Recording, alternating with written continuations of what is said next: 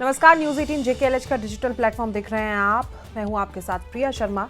रुक करते हैं लद्दाख की टॉप न्यूज का। लद्दाख के अंतिम सीमावर्ती क्षेत्र त्याक्शी में भीषण पेयजल संकट गहराता जा रहा है। दरअसल इस दुर्गम और रणनीतिक रूप से महत्वपूर्ण इलाके में रहने वाले लोगों को पिछले 2 महीनों से पीने का स्वच्छ पानी नहीं मिल पाया है, जिससे वो परेशान है। वहां आम जनजीवन पूरी तरह से प्रभावित हो गया है। हालात इतने गंभीर है कि ग्रामीणों को मजबूरी में श्योक नदी का पानी पीने के लिए इस्तेमाल करना पड़ रहा है। स्थानीय निवासियों के अनुसार जल जीवन मिशन के तहत बिछाई गई पाइपलाइन पूरी तरह से काम नहीं कर रही है। इसके अलावा इलाके में मौजूदा इकलौता हैंडपंप भी खराब हो चुका है, जिसकी अब तक मरम्मत तक नहीं हो पाई है। नतीजन पूरे क्षेत्र के लोग शुद्ध पेयजल से वंचित है और उसके पास श्योक नदी के पानी के अलावा कोई दूसरा लोगों के पास विकल्प नहीं बचा है। इस मामले में ग्रामीणों का कहना है कि श्योक नदी का पानी बहुत गंदा है, प्रदूषित है और इसी पानी में लोग कपड़े धोते हैं और कई बार कुछ मरे हुए जानवरों को भी नदी में फेंक दिया जाता है। इसके बावजूद मजबूरी में इसी पानी को पीने और खाने पकाने के लिए इस्तेमाल किया जा रहा है। हालांकि दूषित पानी से कई बच्चे भी बीमार पड़ चुके हैं।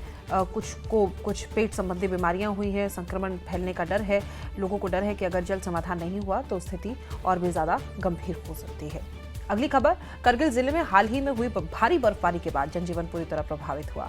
कई प्रमुख सड़कें यातायात के लिए बाधित हो गई। स्थिति की गंभीरता को देखते हुए जिला प्रशासन करगिल ने सड़क संपर्क बहाल करने के लिए प्रयास तेज कर दिए हैं, ताकि क्षेत्र में आवाजाही जल्द से जल्द सामान्य हो सके और लोगों को किसी तरह की परेशानी का सामना न करना पड़े।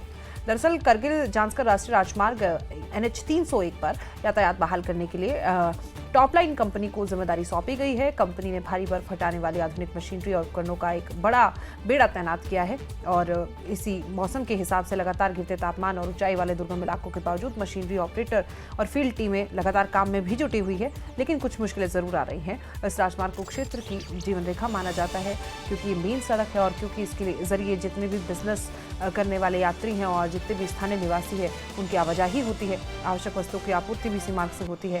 भारी बर्फ जमने के कारण सड़क पर कई फीट तक बर्फ की परत जम गई, जिससे यातायात पूरी तरह से प्रभावित हुआ।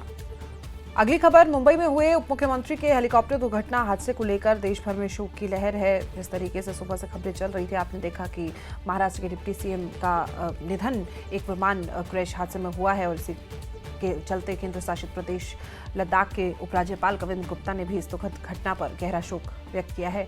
उपराज्यपाल ने मुंबई के डिप्टी CM हेलीकॉप्टर क्रैश में निधन को अत्यंत दुर्भाग्यपूर्ण, हृदय विदारक बताया। कविंद्र गुप्ता ने अपने शोक संदेश में कहा कि यह हादसा न केवल संबंधित परिवार के लिए बल्कि पूरे देश के लिए अपूरणीय क्षति है। उन्होंने कहा कि एक जनसेवक का इस तरह असमय जाना बेहद पीड़ादायक है। उपराज्यपाल ने दिवंगत आत्मा की शांति के लिए प्रार्थना करते हुए ईश्वर से शोक संतप्त परिवार को इस कठिन समय में धैर्य और शक्ति प्रदान करने की कामना की है।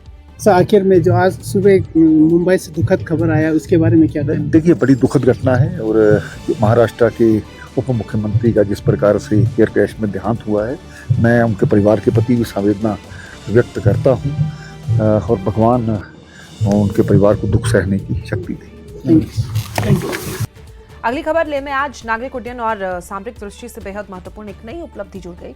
एयरफोर्स स्टेशन ले पर parallel taxi track aircraft runway का औपचारिक उद्घाटन किया गया और इस परियोजना का उद्घाटन केंद्र शासित प्रदेश लद्दाख के उपराज्यपाल कविंद्र गुप्ता ने किया।